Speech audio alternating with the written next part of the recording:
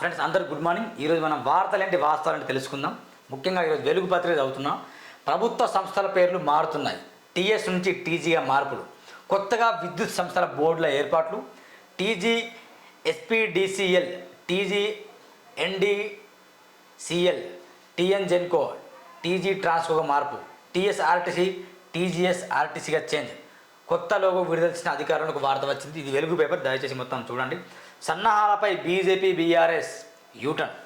నాడు ఉప్పుడు బియ్యం తీసుకోబొమ్మన్న కేంద్రంలో బీజేపీ సర్కార్. సన్నాలకే ప్రాధాన్యం ఇవ్వాలనే సూచనలు. అసలు దొడ్డు వడ్లే వేదున్న గత బీఆర్ఎస్ సర్కార్. సన్న వడ్లకు ₹100 బోనస్ ప్రకటించి మొండి చేయి. ఇప్పుడు బోనస్తో సన్నాహాలను ప్రోత్సహిస్తుంటే విమర్శలు. అంటే ఇది హెడ్లైన్స్ మాత్రం చదువుతున్నా.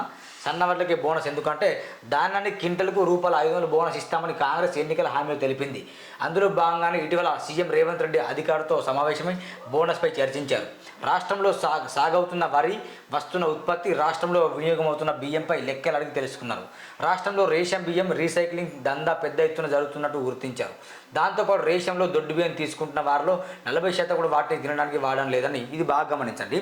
రేషన్ బియ్యం చాలామంది వాడుకోవట్లేదు. అంటే దాదాపు మహారాష్ట్ర సరిహద్దు ఉన్న ప్రాంతాలు అసలు రేషన్ బియ్యం వాడుకోవట్లేదు.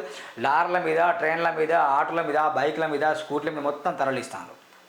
వాస్తవం ఈ బోనస్ కావచ్చు, బోనస్లు బోగస్ రాజకీయాలు పక్కన పెట్టండి. మీరు బోనస్ ఇస్తారా ఇవ్వరది మీ ఇష్టం, కానీ రేషన్కి బదులు ఇంకేమి ఇవ్వాలి మనం. మహారాష్ట్రలో గోధుమలు పండుతాయి, ఆ గోధుమలు ఇవ్వండి తెలంగాణలో. ఇక్కడ బియ్యం వచ్చేసి గోధుమ అక్కడ తరలిస్తే వాళ్ళు గోధుమలు కొనుక్కుంటారు. అంటే ఎక్స్పోర్ట్ ఇంపోర్ట్ ఇక్కడ కూడా జరుగుతుంది. మీరేమో ప్రజల్ని తప్పుదో పడతారు. వాస్తవానికి ఇక్కడ గోధుమలు ఇవ్వండి, లేకుంటే ఆయిల్ ప్యాకెట్ ఇవ్వండి, చక్కెర ఇవ్వండి, ఉప్పు ఇవ్వండి, ఇలాంటి ఇవ్వండి. బియ్యం రైతులు విపరీతంగా పండిస్తారు. మళ్ళీ వాళ్ళకి రిటర్న్గా రేషన్ ఎందుకు ఇస్తారు? ఇది ఒక పెద్ద దందా జరుగుతుంది. అందుకే ఈ వార్త గురించి నేను ఒకటే చెప్తున్నా. బట్టి కావచ్చు, రేవంత్ రెడ్డి గారు ఒకటే మాట చెప్తున్నా. ఈ దందా మొత్తము మీకు తెలుసు జరుగుతుందని. మీరేమంటారు? 40% కూడా దానికి వినియోగిస్తలేదు. వాస్తవం అలాంటప్పుడు ఎందుకు ఇవ్వడం రేషన్? రైతులు విపరీతంగా పండిస్తాను. మొత్తం దేశంలో 2వ స్థానం ఉంది మనది తెలంగాణ రాష్ట్రం. ఏది వరి పండించడంలో. మరి వరి పండిస్తే మళ్ళీ ఎందుకు వాళ్ళకు వరి ఇస్తాను? మరి లేని వారిని గుర్తించండి. 30% పేదవాళ్ళు ఏవైతే ఎవరున్నారో వాళ్ళు తినడానికి తినలేక ఎవరు వాళ్ళని గుర్తించి వాళ్ళకి స్పెషల్ కార్డు జరిగి వాళ్ళకి మాత్రం రేషన్ ఇవ్వండి. లేని వాళ్ళకి మిగతా వాళ్ళకి గోధుమలు ఇవ్వండి. అలా చేయండి, బాగుంటుంది. కానీ ఈ బోగస్ రాజకీయాలు బంద్ చేయండి. ఇదంటే నేను చెప్తున్న వార్త. ఒకసారి చూద్దాం. ఇక్కడ తులం బంగారం 2 లక్షలకు, 10 గ్రాముల గోల్డ్ ధర ఇంకో 9 ఏళ్ళలో ₹2 లక్షలు అవుతుందని ఎనలిస్టులు అంచనా వేస్తున్నారు. 2015లో ధర 24,740 ఉన్న 10 గ్రాముల బంగారం ధర 2023 నాటికి 3 రెట్లు పెరిగింది. వచ్చే 9 ఏళ్లలో కూడా ఇదే ట్రెండ్ కొనసాగుతుంది. మరి పేదరికం కూడా విపరీతంగా పెరుగుతాం. దాని నుంచి ఎవరు హైలైట్ చేయరు. ఈ V6 వెలుగు మొత్తం దేశంలో పేదరికం ఎంత పెరుగుతుంది, మరి గతంలో ఎంత ఇప్పుడు ఎంత పేదరికం ఉంది, మరి తినడానికి తిండిలేక ఎంత, అవి మాత్రం హైలైట్ చేయరు. బంగారం ధర ఎంత పెరిగింది, అదెంత పెరిగిందని చెప్తాను. ఇది ఎంత దుర్మార్గం అసలు. తెలంగాణ తల్లి విగ్రహం రాష్ట్ర గీతం చిహ్నం రెడీ. రాష్ట్ర ఆవిర్భావ వేడుకలకు సిద్ధమవుతున్న ప్రభుత్వం. జూన్ 2న గీతంతో పాటు విగ్రహం చిహ్నం నమూనాల ఆవిష్కరణ ఒక వార్త వచ్చింది. ఈ ఉమామహేశ్వరరావు ల్యాప్టాప్లో అవినీతి గుట్టు. బినామీల పేర్ల మీద భారీగా కూడబెట్టిన ఏసీపీ. డైరీలో పలువురు పోలీసుల అధికారుల పేరు. ఏసీబీ విచారణలో కీలక విషయాలు వెలుగులోకి. నాంపల్లి కోర్టులో హాజరుపడిన పోలీసులు. 14 రోజుల జ్యుడిషియల్ కస్టడీ విధించిన జడ్జి చెంచల్గూడ జైలుకు తరలింపు. చెంచల్గూడ తీహార్ జైల్లో పెట్టారు ఈ పోలీసులను. వాస్తవం చాలామంది చెప్తున్నా, రూరల్ ఏరియాలో కావచ్చు, గ్రామాల్లో కావచ్చు, మండల కేంద్రాల్లో కావచ్చు, ఈ పోలీసులు కానిస్టేబుల్ ఎట్లా చేస్తారంటే విపరీతంగా వసూలు చేస్తాను. గుడుంబ దందాలు చేసే వాళ్ళ దగ్గర కూడా వసూలు చేసుకుంటాను. ల్యాండ్ కబ్జాలు కూడా అక్కడ వెళ్తే ఎంఆర్ఓలు పోలీసులు కుమ్మక్క అవుతారు. ఇది తెలియట్లేదా? నిజంగా తెలంగాణలో ఆంధ్రప్రదేశ్ ఇదే జరుగుతుంది. పోలీసులు వాళ్ళ దగ్గర చెయ్యి ఉన్న, వాళ్ళ దగ్గర తుపాకి ఉందని కాకి చొక్క వేసుకొని, ఏదో టోపీ వేసుకొని ప్రజల కొరకు పని చేయాలి మీరు. సో జీతగాలకే పని చేయాలి మీరు. ఏం జీతగాలు? ప్రజలకు ఏమైనా సమస్య అయితే దాన్ని తీర్చాలి, ప్రభుత్వం దృష్టికి మీరు తీసుకెళ్ళాలి. అంతేగాని మీ దగ్గర సమస్యలు తీసుకుని పేదవాళ్ళు వస్తే ఆ 85% పేదవాళ్ళు పోలీసులు గడపడితే వాళ్ళకి అన్యాయం జరుగుతుంది. ఏదో ఎంపీటీసీకో, ఏదో జడ్పీటీసీకో, ఎమ్మెల్యేకో వాళ్ళ పేర్లు చెప్పుకొని వీళ్ళు అందరూ దందాలు చేస్తాను. ఇక చూడండి, ఏసీబీ నిన్న కూడా ఈ విషయం చెప్పిన. ఏం చెప్పిన? 100 కోట్లు సంపాదించండి. 100 కోట్లు ఉమామహేశ్వరరావు. ఉరి తీయండి భయ్, ఇలాంటి వాళ్ళని తీయాలి, జైల్లో వేయండి. ఏదైనా సామాన్య వ్యక్తులు చిన్నగా సమస్యల కోసం కనుక మీ గడప దొక్కితే మీకు వాళ్ళకి న్యాయం చేయరు. చిన్న దొంగతనం కేసుకు వేసి అయిపోయి వాళ్ళని లోపలేసి గోడకు దుక్కుతారు. మరి ఇలాంటి వాళ్ళు ఏం చేయాలి? అంటే పోలీసులన్నా? దయచేసి చెప్తున్న పోలీసులారా, మీరు మంచిగా సక్రమంగా పనిచేయండి. ప్రజల కొరకు పని చేయాలి. ఎవరి జీతం ఎవరు కడుతున్న ట్యాక్స్? మేము బిర్యానీ కడితే ట్యాక్స్ కడుతున్నాం, ఆ డబ్బు మీకు ఇస్తుంది. మేము వాటర్ బాటిల్ కూడా ట్యాక్స్ కడుతున్నాం, ఆ డబ్బు మీకు జీతం వస్తుంది. ఎవరి కోసం పని చేయాలి? మీకు భయపడాలన్నా? ఎందుకు భయపడాలి? మీకు అర్థం కాదు. పిన్నెల్ని అరెస్ట్ చేయండి. ఈవీఎం ధ్వంసం ఘటనపై ఏపీ పోలీసులకు ఈసీ ఆదేశం. ఎమ్మెల్యేపై లూకౌట్ నోటీసులు జారీ.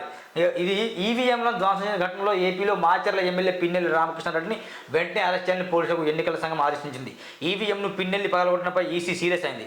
పోలింగ్ రోజు పిన్నెల్లి తన అనుచరులతో కలిసి పాల్వాయి గేట్ పోలింగ్ బూత్లకు దూసుకెళ్లారు. ఈవీఎంను నేలగొట్టేసి ధ్వంసం చేసి వీరంగం సృష్టించడంతో ఎమ్మెల్యే తీరుపై ఈసీ ఆగ్రహం వ్యక్తం చేసింది. ఈ ఘటనలో ఇప్పటి వరకు పిన్నెల్ని ఎందుకు అరెస్ట్ చేయలేదని పోలీసులను ప్రశ్నించింది. ఈ బాగా గమనించాను ఇక్కడ ఈ పిన్నెల్లి విషయం నేను నిన్న కూడా మాట్లాడినా.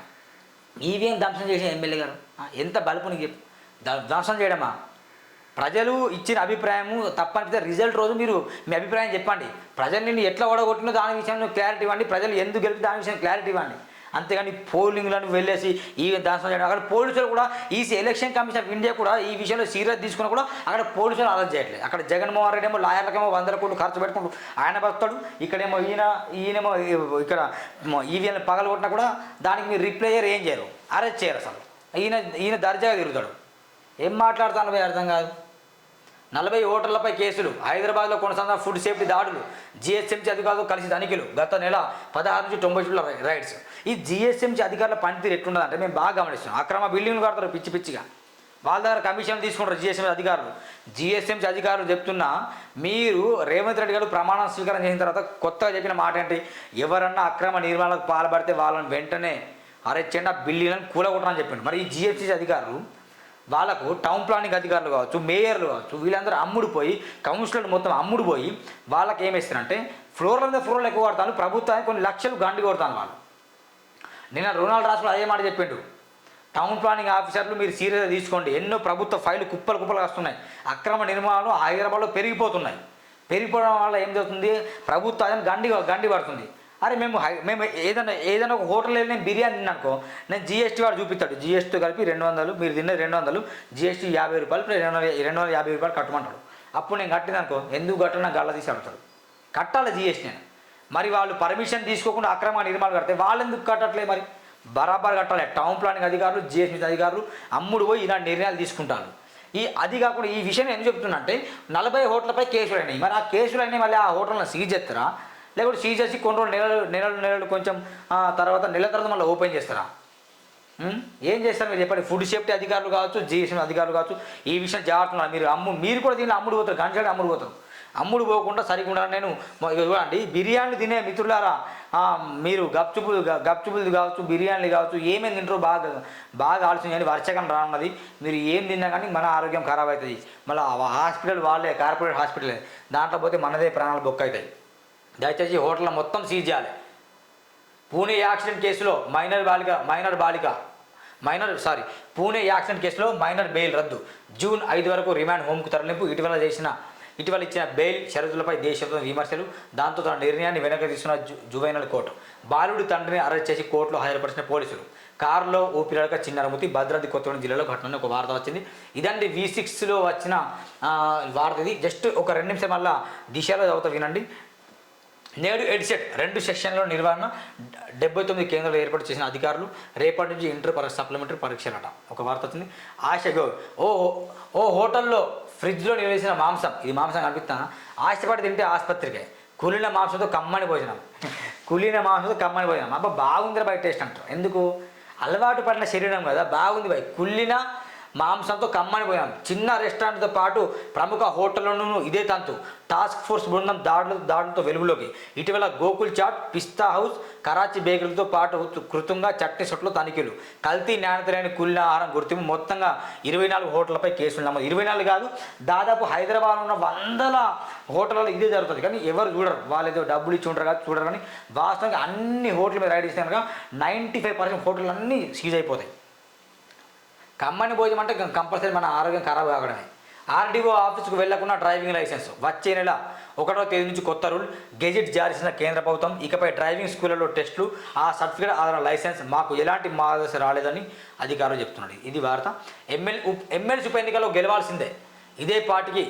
ఇది పార్టీకి ప్రతిష్టాత్మకం. 3 జిల్లాల ఎమ్మెల్యే మంత్రులతో సీఎం జూమ్ మీటింగ్. తిరుమలలో తెలంగాణ భవనాలు. కొండపై సత్రం, కళ్యాణ మండపం నిర్మిస్తాం. ఏపీ కొత్త సీఎంతో చర్చించి నిర్ణయిస్తాం. శ్రీవారిని దర్శించుకున్న సీఎం రేవంత్ రెడ్డి. తిరుమలలో కుటుంబ సభ్యులతో సీఎం రేవంత్ రెడ్డి ఒక వార్త వచ్చింది. దయచేసి చూడండి. ఎమ్మెల్సీ ఉప గెలవాల్సి అంటున్నాను అంటే మల్లన్న గెలవాలని ఆయన చెప్తాను, కానీ ఆ మల్లన్న గెలవాడు. ఇక్కడ చెంచల్ కూడా ఇదే ఇంతకుముందు చదివిన వార్తనే, పట్నాలో రిమాండ్ ఉమామహేశ్వర చెంచల్ జైలుకని కథ. ముందు కులగణన చేయండి, ఆ తర్వాత స్థానిక ఎన్నికలు. కాంగ్రెస్ నేతల నుంచి అధిష్టాన డిమాండ్. ఎస్సీ ఎస్టీ ఓబీసీలకు న్యాయం చేయాలని ప్రెజర్. సీఎం రేవంత్ రెడ్డికి లేఖ రచన. విహెచ్ డైలమాలో సర్కార్. వల్లభనేని అనిల్ అరెస్ట్. చిత్రపురి కాలనీ ఇండ్ల కేటాయింపులో అవకతవకలు. రాయదుర్గం పోలీస్ స్టేషన్లో బాధితులకు ఫిర్యాదు. ఒక్కో ఇంటిని ముగ్గురు కేటాయించినని ఆరోపణలు ఒక వార్త వచ్చింది.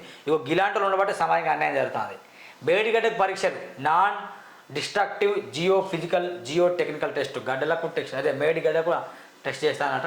చెల్సిగా మేడిగడ్డకి ఏమైతే అక్కడ కూలిపోయిందో దాని యొక్క పూర్తి వ్యాయం ప్రభుత్వం భరించదు, ఎల్ఎన్టీ కంపెనీ భరించాలని కూడా వార్త వచ్చింది.